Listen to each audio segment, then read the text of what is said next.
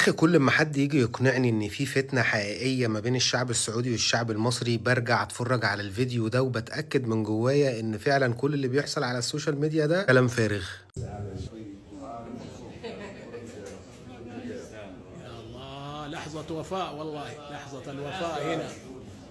لحظة وفاء وحب وإخلاص وعدم نكران للجميل، حاجة جميلة، حاجة عظيمة. هي دي الشعوب الحقيقية بقى يا جماعة، هي دي الشعوب الحقيقية، والمشهد ده ما جاش في ولا فيلم ولا مسلسل لغاية النهاردة، ما تمثلش. يا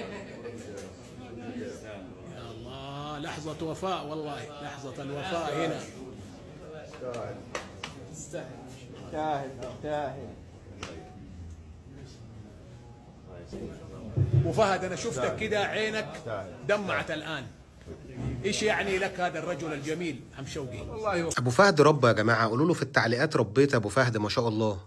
وفهد، أنا شفتك كده عينك دمعت الآن.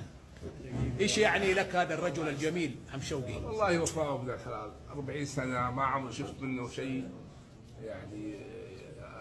المهم يا جماعة، عايزين نوصل لرؤوس الفتنة اللي بتظهر عندي في التعليقات إن هي دي العلاقة اللي ما ينفعش حد ينكرها أو يركنها على جنب أو نعمل نفسنا مش شايفينها. المصريين إخوالهم يا جماعة وشركاء نجاحهم من تأسيس دولتهم لإنشاء البنية التحتية لتربية أولادهم دلوقتي مع عم شوقي. هي دي العلاقة الحقيقية ما بين الشعبين، وأنا على يقين بده وفي ناس زي كتير.